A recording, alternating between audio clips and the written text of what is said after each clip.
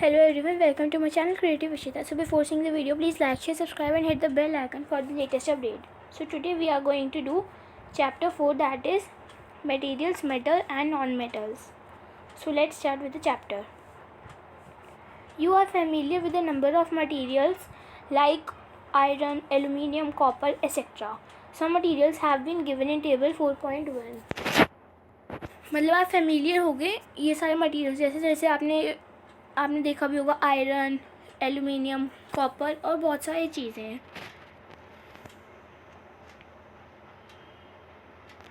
तो आप यहाँ पे आपको कुछ दे भी रखे हैं ना, जैसे कि आयरन नेल, कोल पीस, थिक एल्यूमिनियम वायर, पेंसिलेट और एक्सेट्रा। तो आपको ये टेबल भर लो और मेरे को आप कमेंट में बता सकते हो ये टेबल फिल करके। अब है can you name the material which are metals. अब आप कुछ मटीरियल नेम करो जो कि मेटल्स हैं, और जो सारे रेस्ट बचे ना मटीरियल्स वो हो गए नॉन मेटल्स।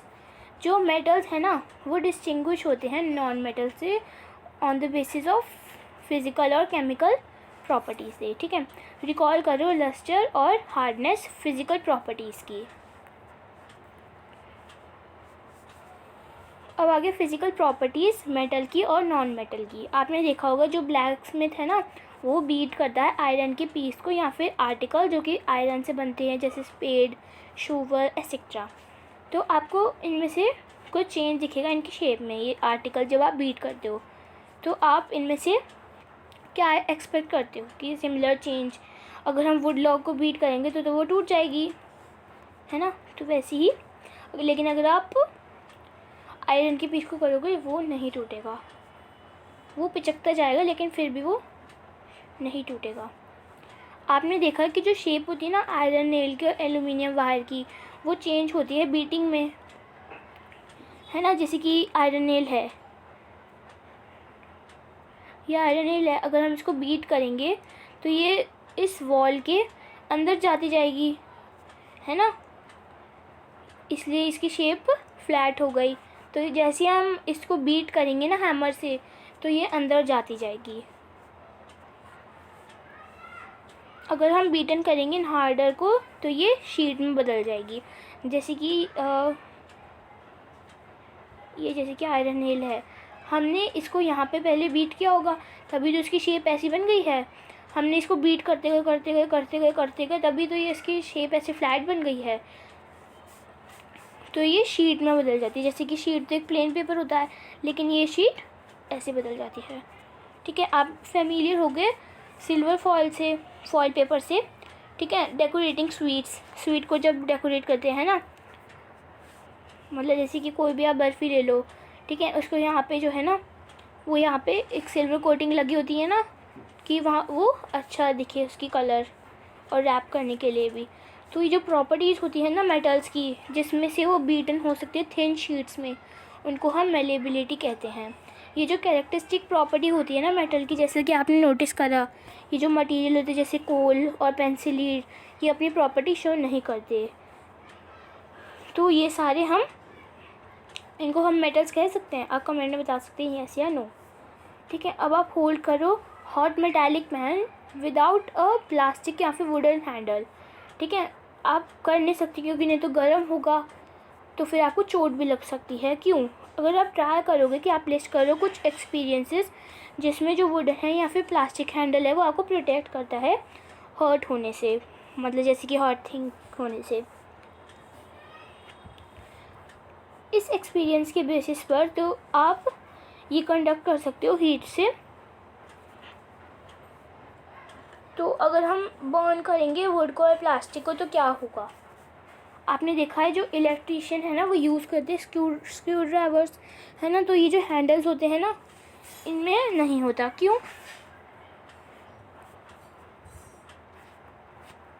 तो आपने ऑब्जर्व करा कि जो आयरन रॉड, नेल है या फिर कॉपर वायर ये गुड कंडक्टर होते हैं, जबकि ये रोल होते हैं सल्फर पीस में और कोल पीस में, और ये पुअर कंडक्टर होते हैं।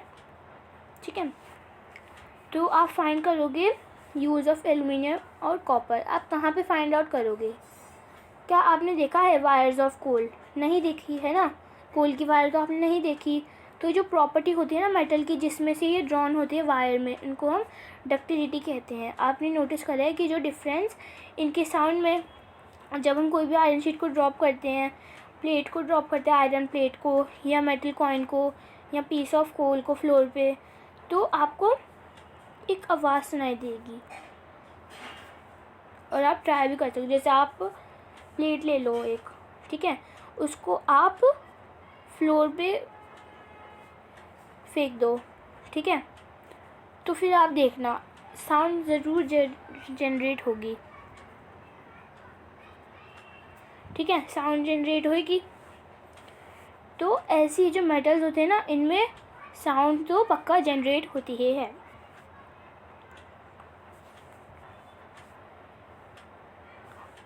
आपने वुडन बेल्स भी देखी है टेम्पल्स में, तो उनकी साउंड अलग होती है, तो आप रीज़न दे सकते हो। जो थिंग्स मेटल से बनी होती है वो प्रोड्यूस करती है रिंगिंग साउंड, जबकि और उनकी स्ट्रक करती है बहुत ही हार्ड। सपोज जैसे कि आपने 2 बॉक्सेस लिए सिमिलर अपीयरेंस के, ठीक है, एक वुड से बना है और दूसरा मेटल से बना है, तो कौन सा बॉक्स मेटल की श्रिंकिंग कर सकता है?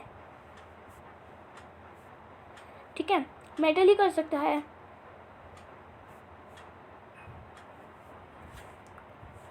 ये जो मेटल प्रोड्यूस होते हैं रिंगिंग साउंड्स में, इनको हम सॉन्ड्रस कहते हैं। जो मटेरियल्स होते हैं मेटल्स के अलावा वो सॉन्ड्रस नहीं होते। परफॉर्म करने के बाद ही सारी एक्टिविटी हम ये कह सकते हैं कि जो कुछ मटेरियल्स है वो हार्ड होते हैं, लस्ट्रस होते हैं, मेलेबल होते हैं, डक्टाइल होते हैं, सॉन्ड्रस होते हैं और गुड कंडक्टर होते हैं हीट और इलेक्ट्रिसिटी के। ये जो मटेरियल जिसमें से जनरली पोज करता है प्रॉपर्टीज़, इनको हम मेटल्स कहते हैं। ये जो एग्जांपल हो गए मेटल की, जैसे iron, copper, aluminium, calcium, magnesium etcetera. जब भी कॉन्ट्रास्ट में आते हैं मटेरियल जैसे कि कोल, सल्फर, और ये सॉफ्ट होते हैं और डल होते हैं अपीयरेंस में, ये ब्रेक डाउन हो जाते हैं पाउडरी मैच में, जैसे हम उसको टैप करते हैं हैमर से। तो ये सारे सॉन्ड्रस नहीं होते और ये पुअर कंडक्टर होते हैं किसके? हीट और इलेक्ट्रिसिटी के। ये जो मटेरियल्स हैं इनको हम नॉन मेटल्स कहते हैं। ये जो एग्जांपल हो गए नॉन मेटल के, वो सल्फर, कार्बन, ऑक्सीजन और फॉस्फोरस एक्सेट्रा। मेटल जैसे कि सोडियम, पोटेशियम, ये सॉफ्ट होते हैं और कट हो सकते हैं नाइफ में, ठीक है। जो मरकरी है ना, ये ऐसा मेटल है जिसमें से लिक्विड स्टेट आता है रूम टेम्परेचर में, ठीक है। ये सारे एक्सेप्शंस हैं। केमिकल प्रॉपर्टीज़ मेटल की और नॉन मेटल की। अब रिएक्शन किसके साथ? ऑक्सीजन के साथ, ठीक है। आप फेमिलियर हो गए फिनोमिना रस्टिंग ऑफ आयरन से। रिकॉल करिए जो रिएक्शन होता है जो कि रस्ट को फॉर्म करता है। आपने परफॉर्म करी है ये एक्टिविटी 7th क्लास में भी, कि जब आप बर्न करते हो मैग्नीशियम रिबन को तो वो पाउडरी ऐश में हो जाती है। तो आपने लर्न करा है कि जो प्रोसेस होता है ऑक्साइड का वो टेक प्लेस करता है। कंप्लीट करो फॉलोइंग रिएक्शन। इसके बाद क्या आएगा आप मेरे को कमेंट में बता सकते हैं। और इसके बाद भी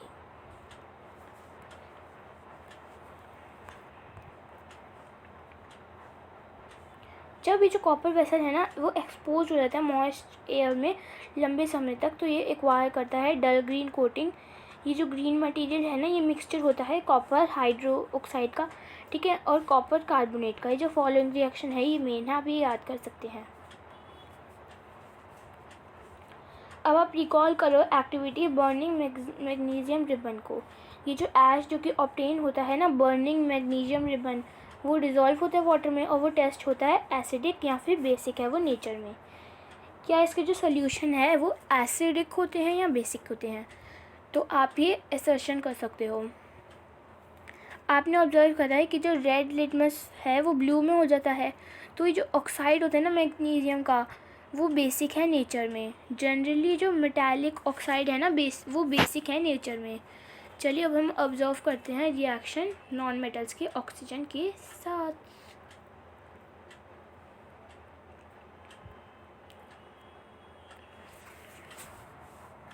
तो अब है नेम ऑफ द प्रोडक्ट जो कि फॉर्म करता है रिएक्शन सल्फर और ऑक्सीजन का, वो है सल्फर डाइऑक्साइड गैस।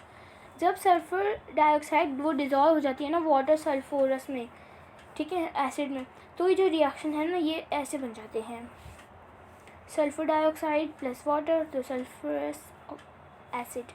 तो जो सल्फ्यूरस एसिड है वो ब्लू लिटमस पेपर को रेड कर देता है। तो ये जो ऑक्साइड है ना नॉन मेटल्स की, वो एसिडिक है नेचर में। चलिए रिकॉल करते हैं नेम कुछ लेबोरेटरी एसिड्स का और बेसिस का। आपने रेड करा है क्लास 7th में भी। नोट डाउन करिए नेम्स टेबल 4.4 में। अब आइडेंटिफाई करिए कि जो मेटल है ये नॉन मेटल है या फिर वो प्रेजेंट होता है और वो फॉर्म करता है ऑक्साइड्स ऑक्सीजन के साथ। अब है रिएक्शन वाटर के साथ। चलिए हम देखते हैं कि कैसे मेटल्स और नॉन मेटल्स रिएक्ट करते हैं वाटर के साथ। जो सोडियम मेटल है ना ये बहुत ही वेरी रिएक्टिव है। ये रिएक्ट करता है विगोरियसली विद ऑक्सीजन और वाटर से। जो बहुत ज़्यादा हीट इसमें प्रोड्यूस होती है तभी ये स्टोर होता है केरोसिन में।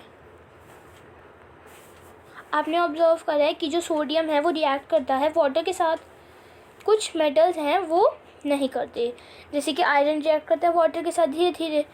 तभी वैसे ही जो नॉन मेटल्स हैं ना वो रिएक्ट नहीं करते वाटर के साथ, वो बहुत ही रिएक्टिव हैं नेचर में, मतलब कि हवा में वो बहुत ही रिएक्टिव हैं। तो ये जो नॉन मेटल्स हैं ना ये स्टोर होते हैं वाटर में। फॉर एग्ज़ाम्पल जैसे कि फॉस्फोरस है, ये बहुत ही रिएक्टिव नॉन मेटल है, ठीक है। ये कैच करता है फायर को अगर हम इसको एक्सपोज कर दें एयर में, ठीक है। ये प्रिवेंट करने के लिए कॉन्टैक्ट फॉस्फोरस का एटमॉस्फेयर ऑक्सीजन का ये स्टोर होता है वाटर में। अब आते हैं रिएक्शन एसिड्स के साथ। चलिए हम देखते हैं मेटल्स और नॉन मेटल्स का बिहेव एसिड्स के साथ। कोई डिफरेंस है इनमें? जो वे होता है मेटल का नॉन मेटल का रिएक्ट करता है एसिड में, कोई डिफरेंस होता है इनमें? तो what could the pop sound? तो जो पॉप साउंड आती है कुछ केसेस में जब हम बर्न करते हैं मैच स्टिक को और वो बॉट होता है माउथ टेस्ट ट्यूब के पास। तो आपने फाउंड करा है कि जो ये नॉन मेटल्स हैं ये जनरली रिएक्ट नहीं करते किसके साथ, एसिड्स के साथ। पर ये जो मेटल्स हैं वो रिएक्ट करते हैं एसिड के साथ और वो प्रोड्यूस करते हैं हाइड्रोजन गैस जब वो बर्न होते हैं पॉप साउंड की तरह। तो आपने नोटिस करा है कि जो ये कॉपर है ये रिएक्ट नहीं करता डाइल्यूट हाइड्रोक्लोरिक एसिड के साथ हीटिंग में भी, पर ये रिएक्ट करता है सल्फ्यूरिक एसिड में। चलिए अब हम देखते हैं रिएक्शन बेसिस के साथ। तो ये जो पॉप साउंड क्या इंडिकेट करती है? ये जो पॉप साउंड है ना ये इंडिकेट करती है प्रेजेंस किसका, हाइड्रोजन गैस का। मेटल जो कि रिएक्ट करते हैं सोडियम हाइड्रोक्साइड का कि वो प्रोड्यूस करे हाइड्रोजन गैस। अब रिएक्शन नॉन मेटल्स के साथ, ये जो रिएक्शन होता है नॉन मेटल्स के साथ बेसिक का, मतलब जो नॉन मेटल्स है जब वो रिएक्ट करते हैं बेसिक के साथ तो ये कॉम्प्लेक्स होते हैं, ठीक है। अब आगे डिस्प्लेसमेंट रिएक्शन। रिकॉल करिए एक्टिविटी और रिएक्शंस बिटवीन कॉपर सल्फेट और आयरन सल्फेट जो आपने परफॉर्म करा था क्लास 7th में। चलिए अब हम ऑब्जर्व करते हैं कुछ रिएक्शन इसी की तरह। तो कुछ चेंजेस बताइए जो कि आपने ऑब्जर्व करा वेरियस बीकर में। आपने रीड करा कि जो एक मेटल है ना वो डिस्प्लेस करता है दूसरे मेटल के साथ फ्रॉम कंपाउंड एक्यूस सॉल्यूशन के साथ। तो ये जो बीकर ए में जिंक रिप्लेस होता है कॉपर की जगह और फिर ये क्या बनता है, कॉपर सल्फेट। तो ये तभी ये जो ब्लू कलर है ना कॉपर सल्फेट में वो डिसअपियर हो जाता है और जो पाउडरी डैश रेड मैच होता है ना कॉपर का वो डिपॉजिट हो जाता है बॉटम ऑफ द बीकर। तो ये जो रिएक्शन है वो रिप्रेजेंट ऐसे करता है कॉपर सल्फेट और जिंक को हम करेंगे तो क्या बन जाएगा, जिंक सल्फेट और कॉपर। तो अब आप राइट कर सकते हैं रिएक्शन जो कि टेक प्लेस कर रहे बीकर 2 में सिमिलर मैनर में। तो मैंने ये तो अंडरस्टैंड कर दिया रिएक्शन जो कि बीकर ए में कर रहा है और बी में, पर वो फिर भी कंफ्यूज है कि कोई भी चेंज नहीं आ रहा बीकर सी, बीकर डी, बीकर ई में। तो आप मेरे को कमेंट में बता सकते हैं। There could be have been displacement of zinc by copper in beaker C and by iron in beaker E. Similarly, iron could be displaced by copper in beaker D. Since we do not see any change in beaker C, we can infer that copper is not able to replace zinc from zinc sulfate. But why? हमने ये तो देख लिया कि जो displacement नहीं हो रही है जिंक की कॉपर की डिस्प्लेसमेंट में बीकर सी में, पर ये जो आयरन है ना और बीकर ई में, सिमिलरली जो आयरन है ना वो डिस्प्लेस नहीं हो रहा कॉपर से बीकर डी में, तो हमें कोई भी चेंज नहीं दिख रहा बीकर सी में। और हम इन्फर कर सकते हैं कि जो कॉपर है ना ये जिंक को रिप्लेस नहीं कर पाया जिंक के सल्फेट में। क्यों?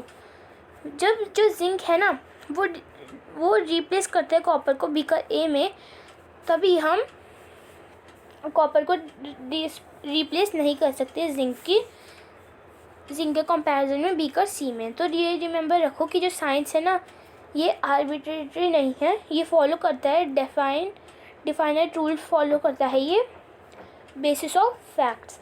और ये जो रूल है ना हेयर, जो जिंक है ना वो ज़्यादा रिएक्टिव है कॉपर और आयरन से।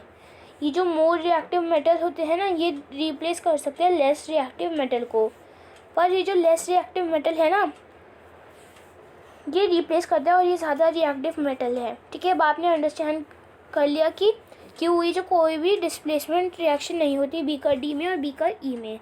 तो अब आप गैस कर सकते हैं ये सीक्वेंस मेटल का ज़्यादा से ज़्यादा रिएक्टिव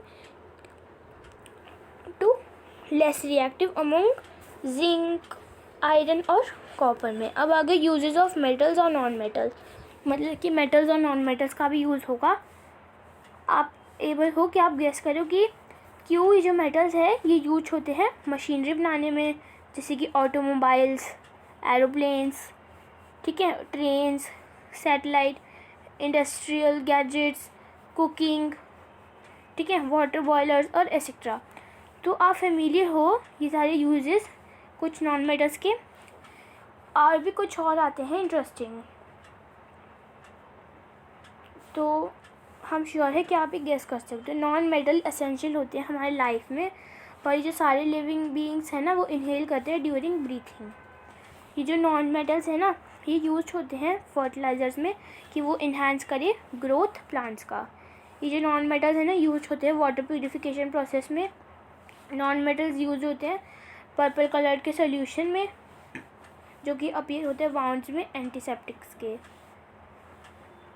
जो नॉन मेटल्स होते हैं ना वो यूज होते हैं क्रैकर्स में भी। तो आपने देखा, अब आप कुछ और रीज़न भी ऐड कर सकते हो मेटल्स के यूजेस, मेटल्स के और नॉन मेटल्स के आपके एक्सपीरियंस से।